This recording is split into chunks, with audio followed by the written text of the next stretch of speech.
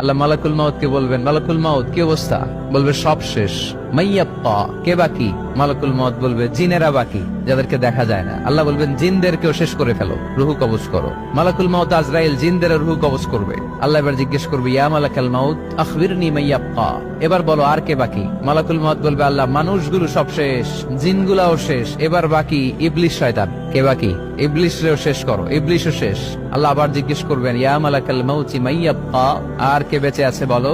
মালাকুল মাউত বলবে, আল্লাহ আপনার কথা অনুযায়ী পৃথিবীর সব মানুষের রুহু কবজ করলাম, সব জিনদের রুহু কবজ করলাম, ইবলিসের রুহু কবজ করলাম, এখন আছে শুধু ফেরেশতা। আছে কারা? যাও ফেরেশতাদের রুহু কবজ করো।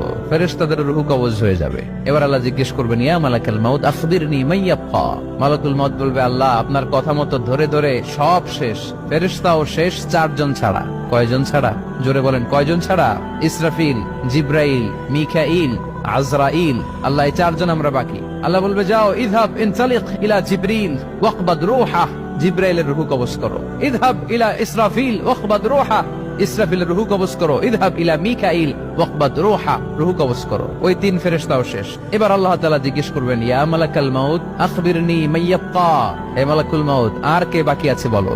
মালাকুল মাউত বলবে, আল্লাহ আপনার কথা মতো মানুষগুলো শেষ, জিনগুলো শেষ, ইবলিস শেষ, আমার বাকি 3 ভাই ইসরাফিল, মিকাইল, জিব্রাইলও শেষ, শুধু আমি, শুধু আমি।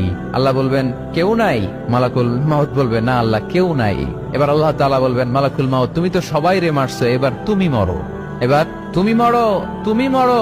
শোনার সাথে সাথে মালাকুল মাউতের কাঁপুনি ছুটে যাবে, খিচুনি এসে যাবে ভয়ে। আল্লাহ বলবেন, কাঁপুনি দিয়ে তো লাভ নাই, কারণ কুল্লু নাফসিন যায়িকাতুল।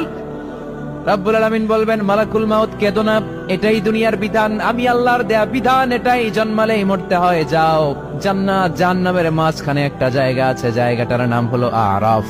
এই আরাফের মধ্যখানে যে দাঁড়াও, ওখানে যে মালাকুল মাউত কাঁপতে থাকবে। মালাকুল মাউত বলবে, আল্লাহ সৃষ্টির শুরুতে যদি জানতাম, সৃষ্টির শুরুতে যদি জানতাম সবাইকে মৃত্যুদান করার পরে, রুহু কবজ করার পরে আমাকেও মরতে হবে, তাহলে এই কঠিন দায়িত্বের ব্যাপারে আপনার কাছে ক্ষমা চাইতাম। আজকে আমারও যে ভাগ্য বরণ করে নিতে হবে সৃষ্টির শুরুতে, আমি এটা কল্পনাই করতে পারি নাই। আল্লাহ বলবেন, নো টক, মুত ইয়া মালাকাল মাউত, মর, মরে যা, মুত, মরে যাও। বলার সাথে সাথে মালাকুল মাউত এক বিকট চিৎকার হাঁকিয়ে মরে যাবে। মালাকুল মাউতের চিৎকারটা সেদিন এত ভয়ঙ্কর হবে, বিষ্ণু ইসা ইসলাম বলেন, ওই চিৎকারের আওয়াজ যদি পৃথিবীর মানুষেরা কান দিয়ে শুনতে পেত, তাহলে কিয়ামত সংগঠিত হওয়ার জন্য আলাদা করে ইসরাফিলের সিঙ্গার প্রয়োজন হতো না। ওই চিৎকারের আওয়াজে প্রতিটা মানুষ কানের পর্দা ফেটে ওই জায়গায় লাশ হয়ে পড়ে যেত। এবার ডানে বায়ে সামনে পেছনে উপরে নিচে কেউ নাই, একজন ছাড়া। জোরে বলতে হবে, তিনি কে? আল্লাহ তখন পৃথিবীকে একটা ডাক দিবেন, বলবেন, ইয়া দুনিয়া আইনা আনহারুকি, এই পৃথিবী তোর নদীগুলো কোথায়? ইয়া দুনিয়া আইনা আশজারুকি, এই পৃথিবী তোর গাছগুলো কোথায়? বটতলা। ইয়া দুনিয়া আইনাল জিবাল, তোর বড় বড় মাউন্ট এভারেস্ট পাহাড়, আলাস্কা পর্বতমালা, আলপস পর্বতমালা, এগুলো কোথায়? তুর পাহাড় আজকে কোথায়? ইয়া দুনিয়া আইনাল মুলুক, রাজা বাদশারা